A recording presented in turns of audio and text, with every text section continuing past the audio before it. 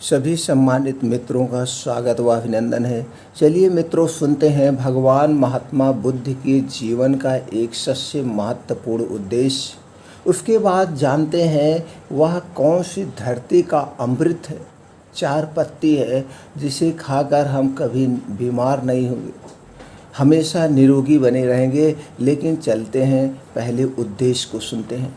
भगवान महात्मा बुद्ध आत्मज्ञान की खोज में तपस्या कर रहे थे। उनके मन में विभिन्न प्रकार के प्रश्न उमड़ रहे थे। उन्हें प्रश्नों का उत्तर चाहिए था, लेकिन अनेक प्रयासों के बाद भी उन्हें सफलता नहीं मिली। वह आत्मज्ञान की प्राप्ति के लिए कठोर तपस्या करने लगे।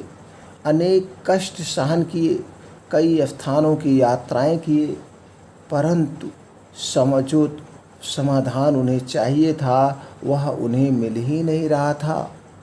एक दिन उनके मन में कुछ निराशा का संचार हुआ। सोचने लगे, धन, माया, मोह और संसार की समस्त वस्तुओं का भी त्याग कर दिया, फिर भी आत्मज्ञान की प्राप्ति नहीं हुई। क्या मैं कभी आत्मज्ञान प्राप्त कर सकूंगा? मुझे क्या आगे करना चाहिए? इसी विचार में उलझे हुए थे। इसी प्रकार के अनेक प्रश्न भगवान महात्मा बुद्ध के मन में उठ रहे थे। तपस्या में सफलता की कोई किरण दिखाई नहीं दे रही थी और इधर बुद्ध ने प्रयासों में कोई कमी नहीं छोड़ी थी। वह उदास मन से इन्हीं प्रश्नों का मंथन कर रहे थे। इसी दौरान उन्हें प्यास लगी। वह अपने आसन से उठे और जल पीने के लिए सरोवर के पास गए। वहाँ उन्होंने एक अद्भुत दृश्य देखा। अद्भुत दृश्य, एक गिलहरी मुंह में कोई फल लिए सरोवर के पास आई। फल उससे छूटकर सरोवर में गिर गया। गिलहरी ने देखा फल पानी की गहराई में जा रहा है। गिलहरी ने पानी में छलांग लगा दी। उसने अपना शरीर पानी में भिगोया और बाहर आ गई। बाहर आकर उसने अपने शरीर पर लगा पानी झाड़ दिया और पुनः सरोवर में कूद गई। उसने यह क्रम जारी रखा। भगवान महात्मा बुद्ध ने उसे देख रहे थे, लेकिन गिलहरी इस बात से अनजान थी। वह लगातार अपने काम में जुटी रही। भगवान बुद्ध सोचने लगे, यह कैसी गिलहरी है? सरोवर का जल यह कभी नहीं सुखा सकेगी, लेकिन इसने हिम्मत नहीं हारी। यह पूरी शक्ति लगाकर सरोवर को खाली करने में जुटी है। अचानक भगवान महात्मा बुद्ध के मन में एक विचार आया। विचार का उदय हुआ, यह तो गिलहरी है, फिर भी अपने लक्ष्य को प्राप्त करने में जुटी है। मैं तो मनुष्य हूँ। आत्मज्ञान प्राप्त नहीं हुआ तो मन में निराशा के भाव आने लगे। मैं पुनः तपस्या में जुट जाऊंगा। इस प्रकार भगवान महात्मा बुद्ध ने गिलहरी से भी शिक्षा प्राप्त की और तपस्या में जुट गए। एक दिन उन्हें आत्मज्ञान प्राप्त हो गया और वह भगवान महात्मा बुद्ध बन गए। दोस्तों, हमें कहीं से किसी के भी माध्यम से ज्ञान प्राप्त हो सकता है। सिर्फ ज़रूरत है हमें उस ज्ञान को प्राप्त करने की। हम किस तरीके से और किससे ज्ञान ले रहे हैं मायने ये नहीं रखता है।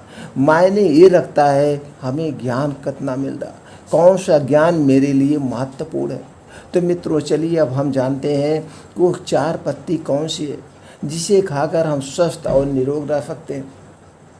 जैसे मित्रों सभी जानते हैं, हमारी ये प्रकृति जो है, प्रकृति में बहुत जड़ी बूटियाँ ऐसी छुपी हुई हैं और वो भी हमारे आसपास, जिसके गुण के बारे में, जिसके महत्व के बारे में हमें नहीं पता।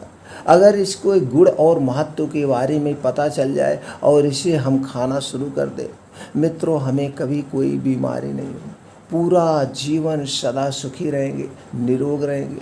जैसे छोटी छोटी गलती से बड़ा सा नुकसान हो जाता है और बाद में हम पछताते हैं, उसी तरह से हमारे आपके बीच में छोटे छोटे ऐसे कुछ पेड़ पौधे हैं जिसे खुद भगवान का अमृत प्राप्त है। उसकी पत्तियां अगर हम यूज करते हैं तो सदा निरोगी और स्वस्थ रहते हैं। हमारे ऋषि मुनि क्यों स्वस्थ रहते थे, क्यों लंबी उम्र जीते थे, क्यों उनके पास कोई बीमारी नहीं रहते थे, क्योंकि वह हमेशा चिंता मुक्त जीवन जीते थे और वो हमेशा स्वस्थ रहने के लिए हर एक उन नियमों का पालन करते थे जो उनके स्वास्थ्य के लिए लाभदायक था। और हमेशा वो खाना पे कम जोर देते थे, वही फल फूल नेचुरल चीज़ें खाते थे। लेकिन आज हमारा जीवन कैसे व्यतीत हो रहा, हमारे नेचुरल नाम की कोई चीज़ ही नहीं हमारे जीवन में। हम बस वही तली भुनी चीज़ें खा रहे हैं और बीमार पड़ते चले जा रहे हैं। दोस्तों जागिए, उठिए। चलिए दोस्तों, कुछ आज हम नियमों के बारे में चर्चा करते हैं। किन नियमों का पालन करके हम स्वस्थ और निरोग रह सकते हैं, और वह कौन सी चीज़ है जिसे हम रोज़ डेली, अगर आप दोस्तों विश्वास नहीं मानिए, अगर आप 4 पत्ती डेली खा रहे हैं रोज़ सुबह खाली पेट, भविष्य में आपको तो छोटी मोटी बीमारियां होगी नहीं, भविष्य में सैकड़ों खतरनाक बीमारियां से आप बच सकते हैं, निरोग और स्वस्थ रख सकते हैं, और उसकी 1 पैसे की भी कीमत नहीं है। सिर्फ वो वरदान है, भगवान का वरदान है, ब्रह्मांड का वरदान है, हमारे आपके बीच में छुपा हुआ है। दोस्तों कुछ नियम पहले जान लेते हैं स्वस्थ रहने के। सबसे पहला नियम, हमें ब्रह्म मुहूर्त में उठना होगा। ये ब्रह्म मुहूर्त का जो समय होता है 3 बजे से 5 बजे का समय होता है। इस 3 से 5 के बीच में ब्रह्मांड से ऐसी ऐसी हवाएं चलती हैं, प्रकृति से शुद्ध निर्जल एकदम वातावरण हवा जो आती है, वो हमारे शरीर को, हमको ऑक्सीजन मिलती है। अगर हम इस समय उठ करके 3 से 5 बजे के बीच कभी भी उठ जाए तो इस हवा का, स्वच्छ हवा का आनंद ले सकते हैं और इसका फ़ायदा ले सकते हैं। तो 3 से 5 बजे के बीच उठने का प्रयास करिए। इसके लिए मित्रों आपको ज़्यादा से ज़्यादा 10 बजे तक सो जाना है। अगर अब आप 3 से 5 बजे के बीच उठ जाते हैं, उठने के बाद निराहार, कुछ नहीं पीना है, मुंह भी नहीं खंगालना है, निराहार आप जाइए किचन में, 2 से 3 गिलास गुनगुना पानी पीजिए, 2 से 3 गिलास। और हमारी गुनगुना पानी इसलिए महत्वपूर्ण होता है, हमारे शरीर का तापमान 37 यानी 37 डिग्री सेल्सियस तापमान हमेशा अंदर का रहता है। अब जब हमारे शरीर का तापमान 35 डिग्री सेल्सियस है, ऊपर से अगर हम ठंडा पानी पिएंगे तो गर्म और ठंडा जब जाता है हमारे शरीर में तो दोस्तों वही नुकसान करता है। जैसे आपका एक कोई लोहा है, जैसे तावा ले लीजिए, तावा गर्म है, उस पर अगर आप ठंडा पानी डालेंगे तो उसका क्या रिएक्शन होगा, उल्टा रिएक्शन होगा। उसी तरह से जब भी हम ठंडा पानी पीते हैं तो हमारे शरीर में उल्टा रिएक्शन होता है। वैसे आयुर्वेदिक कहता है कि ऋषि मुनि भी कहते हैं, अगर हम हमेशा गुनगुना पानी पिएं तो पेट से संबंधित भविष्य में हमको कभी कोई बीमारी ही नहीं होती, और सारी बीमारियां हमारे पेट से ही उत्पन्न होती है। स्वस्थ और निरोग रहना है तो आपको गुनगुना पानी पीना है। तो चलिए अगर इस पे टॉपिक करेंगे तो वीडियो लंबा हो जाएगा। सीधे से जान लीजिए मित्रों, हमारे शरीर का तापमान 37 डिग्री सेल्सियस होता है, तो गुनगुना पानी ही पीना चाहिए। तो आप जब उठ गए और 2 से 3 गिलास गुनगुना आपने पानी पिया, बैठ करके, पानी हमेशा बैठ करके अलती पलती मार के बैठ जाइए, उसे चाय की तरह पीजिए, सीप सीप करके पीजिए। तो आपके मुंह में जो लार है पानी के साथ पेट में जाएगी और आपके पेट को डिटॉक्स कर देगी। अब आपने पानी पी लिया, अब पानी पीने के बाद अपने द्वार पे या छत पे जहाँ पे भी मित्रों हैं वहाँ पे 1000 कदम आप चल दीजिए, 500 कदम चल दीजिए। जब पानी पी करके आप चलते हैं तो इससे क्या होता है, ऊपर से प्रेशर बनता है और आप जैसे लैट्रिन जाएंगे आपका पेट साफ हो जाएगा। चलिए ये प्रक्रिया हो गई। अब आपको क्या दूसरा नियम का कौन सा पालन करना है, अब आप बाहर फील्ड में टहलने चले जाइए, वातावरण में, खुले वातावरण में, आसमान में के नीचे चले जाइए। दोस्तों हो सके तो नंगे पांव जाइए और ऐसे स्थान पर जाइए जहाँ पे कांटे वगैरह ना चुभे और पक्की रोड ना हो, कच्ची पे जाना जहाँ पे मिट्टी हो और वहाँ पे घास हो। घास और मिट्टी पर जो आसमान से उसकी बूंदें गिरी होती है और जैसे ही आपका संपर्क उस प्रकृति से होता है, इस धरती माता से होता है, धरती माता के ही तो हम सब संतान हैं। जब धरती माता से आपका पैर का संपर्क होगा तो दोस्तों आपको एक ऐसी ऊर्जा आपके शरीर में प्रवेश करेगी, एक ऐसी ऊर्जा आपके शरीर में प्रवेश करेगी कि आप स्वस्थ और निरोगी रहेंगे। और ऊपर से एक और फ़ायदा होगा, कहीं ना कहीं जो इट्टी मिट्टी ऊबड़ खाबड़ होगा तो हमारे पैर देखिए, नीचे का पैर जो होता है यहीं पे सारी नसों का, शरीर के सारी नसों का कनेक्शन होता है। और जब ही यहाँ पे कोई प्रेशर पड़ेगा नसों में तो एक्यूप्रेशर का काम करेगा, आपके शरीर में एक और नई ऊर्जा का संचार हो गया। अब जो ओफ की बूंदें आपके पैर के तलुए में लगेगी तो वो ओफ की बूंदें आपकी आँखों की रोशनी बढ़ाती है। जो भी रोज़ सुबह नंगे पाँव घास पर चलता है उसकी आँखों की रोशनी मरते दम तक ऐसे बनी रहती, चश्मा की ज़रूरत नहीं पड़ती है। अब आपके नंगे पाँव वहीं पे मॉर्निंग वॉक करना है। अब इसके बहुत सारे अगर हम समझाएंगे तो होगा। कछुआ है, मिट्टी में रहता है, 300 साल जिंदा होता है, लेकिन आज के ज़माने में हम इंसानों की ये हालत है कि 10-10 साल 20-20 साल हमारा पैर मिट्टी से संपर्क में ही नहीं आता है। चप्पल पहने हैं, चप्पल के बाद निकाल दिए, तुरंत जूता पहले, अरे भैया मिट्टी लग गया, हाथ पैर तुरंत आके धुल लो। अरे हम मिट्टी में तो मेरा जन्म हुआ, मेरी शरीर ही मिट्टी से बनी हुई है, तो क्यों हम अपनी धरती माता से अछूत बन रहे हैं। आज भी गांव में किसान लोग हैं, किसान 24 घंटे में 12-13 घंटा 14 घंटा वो मिट्टी में ही रहता, जूता चप्पल नहीं पहनते और किसान निरोगी स्वस्थ रहते हैं। तो दोस्तों मिट्टी के संपर्क में रहिए, कम से कम यही 2 घंटे रहिए। अब आप 5 बजे पहुंच गए हैं, 5 बजे अब पार्क में आप पहुँच, अब वहीं पे मॉर्निंग वॉक करिए। मॉर्निंग वॉक की जो चाल होगी मस्त चाल नहीं होगी मित्रों, आपके शरीर में लगे कि आप मॉर्निंग वॉक करने आए हैं, ये नहीं कि आप टहलने आए हैं। आप यार दोस्तों के साथ जाइए, लेकिन गप फड़ाके करते हुए नहीं, बस इसमें जुटे रहिए एक दूसरे को आगे पीछे करने में।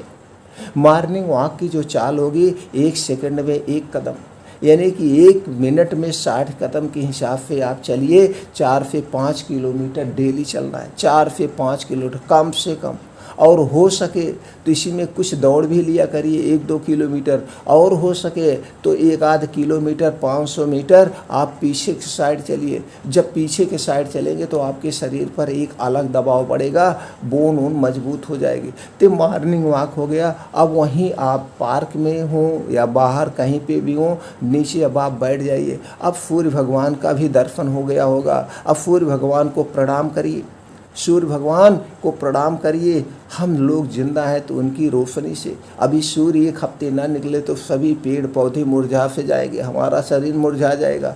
अब सूर्य को भगवान को प्रणाम करके आप बैठ जाइए, सूर्य भगवान की तरफ मुँह करके वहीं पे बैठ जाइए। अब वहीं पे कुछ योगा ध्यान करिए। योगा में क्या करना है, नाड़ी शोधन यानी अनुलोम विलोम जरूर करना है। अनुलोम विलोम क्या से किया जाता है, एक नाक से सांस लीजिए, एक नाक से छोड़िए। और नहीं तो यूट्यूब पे बहुत सारी वीडियो पड़ी है, हम अनुलोम विलोम कैसे करें देख सकते हैं। 15 से 20 मिनट अनुलोम विलोम करना है। 10 से 12 मिनट आपको कपालभाति करना है। अंदर सांस लीजिए, अंदर की सांस बस नाक से छोड़ना है। अगर अनुलोम विलोम करते हैं तो आपको कभी पूरी ज़िंदगी में ऑक्सीजन की कमी नहीं होगी, ऑक्सीजन पूरे दिमाग तक पहुंचेगा। इसके बहुत सारे फ़ायदे हैं, आपके दिमाग तेज होंगे, आपको कभी पैरालाइसिस नहीं होगा, आपको हार्ट अटैक नहीं होगा, कभी कोई बीमारी नहीं होगी।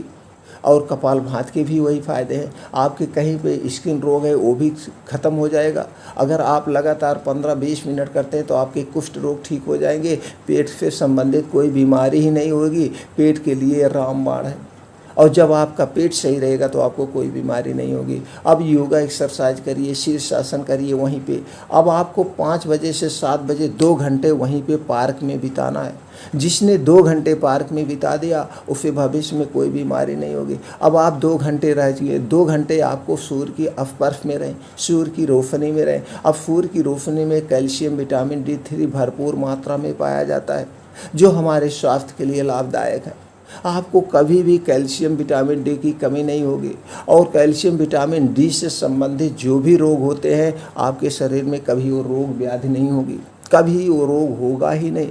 तो दोस्तों आपने 2 से 3 घंटे बिता दिया अपने योगा में, अब आराम से आप घर आइए, आराम से घर आइए। लेकिन याद रखिए 2 से 3 घंटा जिसने भी बिता दिया वो तो जान लीजिए कभी भविष्य में बीमारी ही नहीं होगी। अब अगला नियम क्या पालन करना है, ये 4 नियम का जरूर पालन कीजिए। अगला तीसरा नियम क्या है? अगला तीसरा नियम मित्रों ये है, हमें खाना खाते समय पानी नहीं पीना है। ये हमारा आयुर्वेद का था। 2 काम एक साथ नहीं करना चाहिए, खाना और पीना। सीधे शब्दों में, या तो आप खाइए या तो आप पीजिए। कुछ लोग क्या खाते हैं, पेड़ा, मिठाई, बर्फ़ी खा लिए और पानी पी लिए, एक जुलाब बन जाता है, एक गैस एसिडिटी बना। एक ऐसा ही मीठा है जिसे खा के पानी पिया जा सकता है, वो है गुड़। बाकी कोई भी मीठा खा के पानी नहीं पिया जाता है, ना तो कोई फल, ना तो कोई सब्जी, कुछ भी खा के पानी नहीं पिया जाता है। अगर आप खाना खाते समय पानी पीते हैं तो आपका खाना वो पचता नहीं, सड़ता है। जब आपका खाना पेट में पचेगा नहीं, सड़ेगा, तो आपको सैकड़ों बीमारियां होंगी। फड़ेगा, गैस, एसिडिटी, कब्ज, और आप डॉक्टर के पास जाएंगे, फिर डॉक्टर आपको दवा देगा, फिर आप खाएंगे दवा कुछ दिन, फिर कुछ दिन बाद डॉक्टर के पास, बस आपका आना जाना डॉक्टर के पास लगा रहेगा और डॉक्टर ये आपको नहीं बताएगा किस कारण से आप गैस एसिडिटी बन। तो मित्रों, सबसे पहले हमें कारण को ढूंढना चाहिए, किस कारण से हमारे शरीर में व्याधि हो रही, बीमारियां हो रही। अगर हम कारण जान गए तो निवारण आसान हो सकता है। हमारे आयुर्वेद ने, दादी माँ ने भी बताया है कि हम घर बैठ के अपने सारे मर्ज को ठीक कर सकते हैं। हमारी दादी माँ अभी डेथ हुई है, दादी माँ 105 साल की थी। हमने उनको जाना ही नहीं कभी वो दवा खाई हो, कभी दवा नहीं। कुछ होता था भैया नीम की पत्ती ला देना, कुछ होता था भैया इसकी पत्ती ला देना, कुछ होता था तुलसी की पत्ती ला देना, कुछ होता था भैया ये काढ़ा ला देना, हमें पी लेंगे। बस सब कुछ अपने बना के खाते पीते थे, कोई बीमारी नहीं होते। तो मित्रों, कहने का मतलब है खाना खाते समय हमें पानी नहीं पीना है। अब उसका भी रीज़न है कि फिर कितनी देर बाद पिए। आप खाना खाने के 2 घंटे बाद पी सकते हैं और खाना खाने के 1 घंटे के बाद पी सकते हैं। कुछ लोग खाना खाते रहते एक एक घूंट बीच में पानी पीते हैं। अब उसका भी हम आपको रीज़न समझा दें। जैसे आपने खाना खाना शुरू किया, आधा पेट आपने खाना खाया और आधा गिलास या 2 घूंट पानी पी लिया, तो जैसे आपके पेट में खाना जाता है तो आपके पेट में अग्न्याशय, जठराग्नि होती है। वहाँ अग्न्याशय और पेट से जैसे ही वह जठराग्नि, अग्नि निकलना शुरू होती है, वही अग्नि खाने को पचाती है, वही अग्नि खाने को पचाती है। और जैसे आपने खाना खाना शुरू किया, वो अग्नि बनना शुरू हुई और ऊपर से आपने 2 घूंट पानी पी लिए तो तुरंत रुक गया। जैसे आपका खाना वैसे पड़ा रहेगा, पचेगा नहीं। और कुछ लोग क्या करते हैं, खाना खा लिए, खाना खाने के बाद आधा गिलास पानी पी लिए, तो आपने सत्यानाश कर दिया, सब कुछ सत्यानाश कर दिया। अब उस समय आपने पानी पिया, जो कुछ आपने खाया था सारा वैसे पड़ा रहेगा। और खाने का जो नियम है, एसिड जो है 1.5 घंटे तक बनती है। जैसे आपने खाना खा लिया, 1.5 घंटे तक एसिड बनती है और इस 1.5 घंटे में आपका खाना पूर्ण रूप से पच जाता है। उसके बाद आप 2 घंटे बाद जब पानी पीते हैं तो इसके सारे रस, इसके सारे तत्व, अब आपको पानी की ज़रूरत है खाना खाने के 2 घंटे बाद। अगर आप खाना खाने के 2 घंटे बाद पानी पीते हैं तो यहाँ पे ज़रूरत है, तो आपका शरीर में पूरा रस, उसके तत्व लगेंगे, अन्यथा नहीं लगेंगे, नहीं लगेंगे। तो अगर आपने अंदाज लीजिएगा, कभी आपने खाना खाने के बाद रोज़ पानी पीते हैं, अब एक दिन आप 2 घंटे बाद पीजिए, उस दिन देखिए आपका शरीर कितना स्वस्थ रहेगा। आपका खाना 2 घंटे से 2.5 घंटे के अंदर पच जाएगा। आपको लगेगा मेरा शरीर भारी भारी, एकदम हल्का हो गया। और जिस दिन आप पानी पीते उस दिन खाने को पचने में आपका 4 से 5 घंटा लगता है। तो इसलिए खाना खाते समय पानी ना पीजिए। हो सके तो खाना खाने के बाद 1.5 घंटे 2 घंटे बाद जब पानी पीजिए, गुनगुना पानी पीजिए। गुनगुना पानी पीने से आपका खाना और जल्दी डाइजेस्ट होगा। जैसे हमने पहले बताया, हमारे अंदर के शरीर का तापमान 35 डिग्री सेल्सियस रहता है। खाने के बाद हमेशा जब भी पीजिए, गुनगुना पानी पीजिए। और एक चीज़ याद रखिए, किसी दिन अगर आपने तली भुनी चीज़ खाया है, उस दिन आप तो ठंडा पानी पीजिए ही नहीं, उस दिन आप गुनगुना ही पानी पीजिए। उसका भी बहुत सारा रीज़न है। जब आप ठंडा पानी पिएंगे तो जैसे तेल में आप पानी मिलाइए, ठंडा और गर्म, जैसे तेल है और ठंडा पानी मिलाइए तो एक में नहीं मिलेगा, वहीं पे आप गर्म पानी मिला दीजिए, तेल में तो मिल जाएगा। उसी तरह से जब आप जिस दिन तैली चीज़ खाएं हो, तली भुनी खाएं, उस दिन आप गुनगुना पानी पीजिए 2 घंटे बाद। खाने के 2 घंटे के बाद ही पीना है। पीजिएगा तो वो जो तेल आपके आंतों में चिपका हुआ है इधर उधर, वो गुनगुना पानी जाएगा तो आंत को साफ कर देगा। अब पानी का रूल्स जान गए, आप तीसरा रूल्स जान गए। अब चौथा रूल्स जो है बहुत इंपॉर्टेंट है। हमें बाहर की कोई भी तली भुनी चीज़ नहीं खाना है, बाहर की चीज़ें कुछ नहीं खाना है। हमें चीनी, मैदा, चीनी, मैदा और सफ़ेद नमक नहीं खाना है। इसके स्थान पर हमें सीधा नमक खाना है। सीधा पत्थर वाला नमक हमारे लिए अमृत का काम है। ये दोस्तों 3 चीज़ अवॉइड करिए। रिफाइंड बिल्कुल मत खाइए। जो भी तेल यूज करिए वो सारे तेल आप खुद चक्की से निकलवा करके खाइए। इसलिए मैं लंबी वीडियो खींच रही होगी मित्रों, लेकिन जो भी इम्पोर्टेंट जानकारियाँ थी, जब आप जानकारियों को अपनाएंगे, नियमों का पालन करेंगे, तभी आपको दवाएं काम करती है। इसलिए नियमों का पालन करने से ही आप स्वस्थ हो जाएंगे, दवा की ज़रूरत ही नहीं पड़ेगी। जितना नियम हमने आप लोगों से शेयर कर लिया, अगर आपने नियमों का ही पालन कर लिया तो आप कभी बीमार नहीं होंगे। अब अगला नियम जो है दोस्तों, आप खाना हमेशा 70% खाइए। भूख आपको 4 रोटी के तो 3 रोटी खाइए, वो भी सुबह के समय। आप सूर्योदय के 2 घंटे के बाद, सूर्योदय के 2 घंटे के बाद आप भर पेट खाना खा सकते हैं। दोपहर का खाना सुबह से कम होना चाहिए और रात का खाना दोपहर से भी कम होना चाहिए, यानी नाम मात्र रात का खाना खाइए। और प्रयास करिए कि आप 8 बजे तक खाना खा लीजिए। आज की भाषा में अगर प्राचीन की बात करें, प्राचीन संस्कृत की बात करें, तो सूर्यास्त जब हो रहा है उसके 1 घंटे पहले खा लेना चाहिए। जितने भी पंछी हैं, चिड़िया, वो सूर्यास्त के बाद खाना नहीं खाती। सूर्य जब तक दिन दिखता है तभी तक खाते हैं। तो दोस्तों आप जान गए, 8 बजे तक लेटेस्ट खाइए। खाना खाने के बाद कम से कम आपको 1000 कदम चलना है। तुरंत नहीं, खाना खाइए, 10-15 मिनट बैठे रहिए, उसके बाद 1000 कदम आपको चलना है। खाना खाने के 2 घंटे के बाद ही आपको सोना है, उसके पहले नहीं सोना है। और रात 10 बजे तक सोने का प्रयास करिए। जिसने भी इन नियमों का पालन कर लिया, उसे कभी भविष्य में कोई बीमारी नहीं होगी। अब हम चलते हैं, वो कौन सी पत्ती है जिसे खाने से हम स्वस्थ। पहले तो आप जान लीजिए, आप तो ऐसे भी निरोग हो गए जितना नियम हमने पालन किया। और इस नियम को जिन लोगों ने भी अपना लिया, सारे ऋषि मुनि इतने नियमों का पालन करते थे। जिसने भी इस नियमों को अपना लिया वैसे भी वो निरोग हो गया। कभी कोई भविष्य में बीमारी नहीं होगी, ना तो छोटी ना तो बड़ी। ये सारी बीमारियां मेरे शरीर की निष्क्रियता के कारण होती है, निष्क्रियता के कारण। इसलिए शरीर को हरदम सक्रिय रखिए, एक्टिव रखिए और चिंता मुक्त जीवन करिए। चिंता चिता के समान है। चिंता करने से मित्रों कुछ नहीं होगा। आज हमें 1 रोटी सूखी मिली है तो सूखी रोटी खा के आप संतोष कर लीजिए। जिस दिन आपको दाल चावल रोटी सब्जी यानी ब्राह्मण व्यंजन मिल रहा है तो उसमें आप संतुष्ट कर लिए।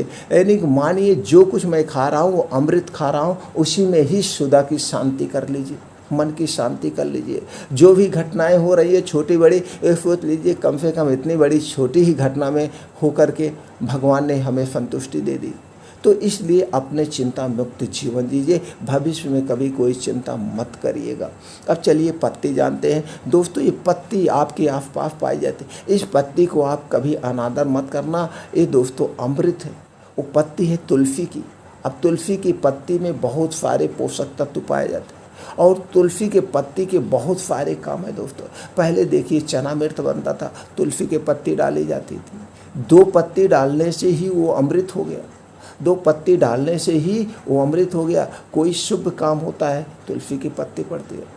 आज तुलसी की पत्ती की माताएं पूजा करती हैं। तुलसी का पेड़ बहुत ही आपके जीवन के लिए महत्वपूर्ण है दोस्तों। ये तो गांव में तो सबके घरों पे होता है। आप अगर सिटी में मित्रों इसका एक पेड़ जाइए किसी पौधशाला से खरीद लाइए, 10 रुपए का पेड़ मिलेगा। एक छोटे से गमले में लगा दीजिए, इसकी चाय बनाइए, उसमें डाल दीजिए। आप पानी भर के रखें, उसमें डाल दीजिए 2-4 बूंदे, वो आपका पानी अमृत बन गया, वो एंटीबैक्टीरियल हो गया। आपको तो फिल्टर करने की ज़रूरत ही नहीं पड़ेगी, वो इतना महत्वपूर्ण है। चलिए इसे खाना कब है मित्रों, जैसे आपने सुबह उठा, पानी वानी पिया, फ्रेश हो गए। फ्रेश होने के बाद अब आपको 4 पत्तियाँ, 3 से 4 पत्तियाँ डेली खाइए। 3 से 4 पत्तियाँ ऐसे मुंह में डाल के चबा के आप खा जाइए। इस याद रखिएगा, इसे खाने के बाद पानी नहीं पीना। 4 पत्ती आप डेली। अब कब कब खाना है? अब दोस्तों देखिए, अब यही जुलाई में नए पौधे निकलना शुरू हो जाते हैं। मई जून से नए नए पौधे निकलना शुरू हो जाते हैं। अब आपको ये 12 मास मिलेंगे, ये 12 मास मिलेंगे। अब आप डेली 4 पत्ती खा लीजिए और कुछ मत खाइए। आपको ना तो कभी जुकाम होगा, ना तो कभी फीवर होगा, ना तो कोई बीमारी होगी। और अगर दोस्तों आपको कोई बीमारी है, जैसे कि मान लीजिए आपको प्रोस्टेट बढ़ा हुआ है आपको बार बार जुकाम होता है, तो दोस्तों 3 महीना आप इसी के साथ 3 से 4 ठंडी के सीज़न में लीजिएगा। ठंडी का सीज़न जब शुरू हो जाता है अक्टूबर नवंबर में, तो अक्टूबर नवंबर दिसंबर जनवरी इस 4 महीने में 3 से 4 तुलसी की पत्ती ले लीजिएगा। 2 से 3 आप ले लीजिए काली मिर्च का दाना, अच्छी वाली काली मिर्च, ये दोनों एक साथ खा लेंगे, आपकी प्रोस्टेट की सूजन ठीक हो जाएगी। आपका अगर कैंसर है तो इसको खा जाइए 4-6 महीना 1 साल, तो आपका कैंसर ठीक हो जाएगा। कैंसर तक ये ठीक कर देगा, ये दोनों का कम्बिनेशन। वैसे भी जो डेली तुलसी की पत्ती खाएगा, ना तो उसे कभी जुकाम होगा, ना तो बुखार होगा, ना तो एंटीवायरल जो आता है बार बार सीजन चेंज होता है तो जुकाम हो जाता है, ये सारी चीज़ें नहीं होगा। उसका इम्यूनिटी बूस्टर इतना स्ट्रांग हो जाएगा। तुलसी इतनी शक्तिशाली है, इसका कोई साइड इफ़ेक्ट नहीं। कुछ मित्र ये भी पूछते हैं, मान लीजिए तुलसी का पत्ती हम नहीं खाते हैं, चबा नहीं सकते हैं, तो दोस्तों कोई बात नहीं, आप तुलसी की पत्तियाँ 1 मुट्ठा 1.5 मुट्ठा 2 मुट्ठा एक जो भी लेना है ले लीजिए, और आपके घर सूती कपड़ा होगा, आपके घर सूती कपड़ा होगा, शुद्ध क्या करना है, तुलसी की पत्ती हाथ में ले लीजिए, ऐसे मफल दीजिए। मफलने के बाद आप उसी कपड़े में लपेट करके, जैसे पहले गाँवों में चाय कपड़े में छानी जाती थी, छननी तो अब आ गए, तो दोस्तों शुद्ध साफ कपड़ा होना चाहिए, और उसी में लपेट करके गार दीजिए। शुद्ध रस निकल आया उसका, शुद्ध रस पूरा गार दीजिए, शुद्ध रस। लेकिन अगर आप पत्ती सहित खाते हैं तो उसमें फाइबर वगैरह बहुत ज़्यादा पाया जाता है, पत्ती सहित पूरा गया तो उसके और फ़ायदे होते हैं।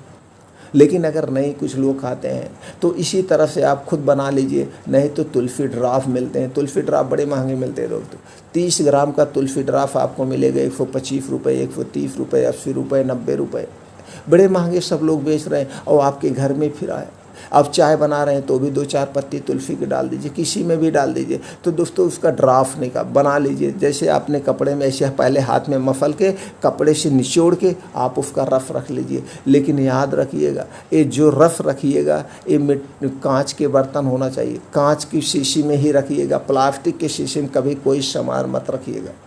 कांच की शीशी में इसको रख दीजिए। 2 बूंद अपने जीभ पे रोज़ सुबह खाली पेट गिरा लेना, सिर्फ 2 बूंद ही डालना है, 2 बूंद अपने जीभ पे ऐसे गिरा लीजिएगा।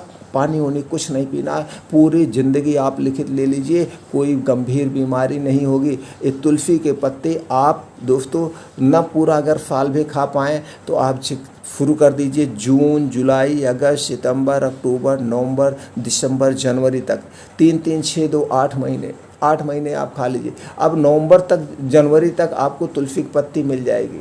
या दिसंबर में ही जब कोहरा होरा पड़ जाता है तो इसकी जब ओफ पड़ती है, कोहरे की वजह से सारी पत्तियाँ सूख जाती है, तब आपका सूख जाएगा, पेड़ सूख जाए तो दिसंबर तक ही खा सकते हैं। तो दिसंबर तक कब हो गया, जून, जुलाई, अगस्त, सितंबर, अक्टूबर, नवंबर तक ही खा लीजिए, 6 महीने खा लीजिए।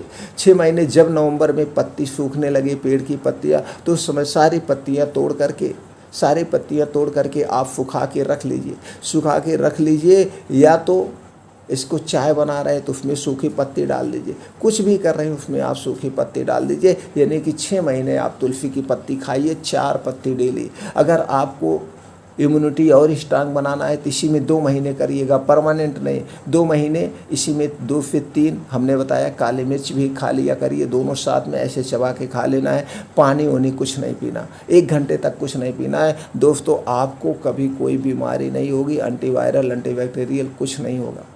तो दोस्तों ये जानकारी ज़्यादा से ज़्यादा लोगों तक पहुंचाइए, हर भारतीय तक पहुंचाइए, हर पूरे वर्ल्ड में, पूरे विश्व में हर एक इंसान तक पहुंचा दीजिए, हर एक आदमी तक पहुंचा दीजिए। इसका सब नियमों का पालन करें, जो हमने नियम बताया, जो पत्ती बताया, अगर सब ने इसका पालन कर लिया तो दोस्तों बिना दवा के सब लोग स्वस्थ और निरोग रहोगे। 100% सत्य है।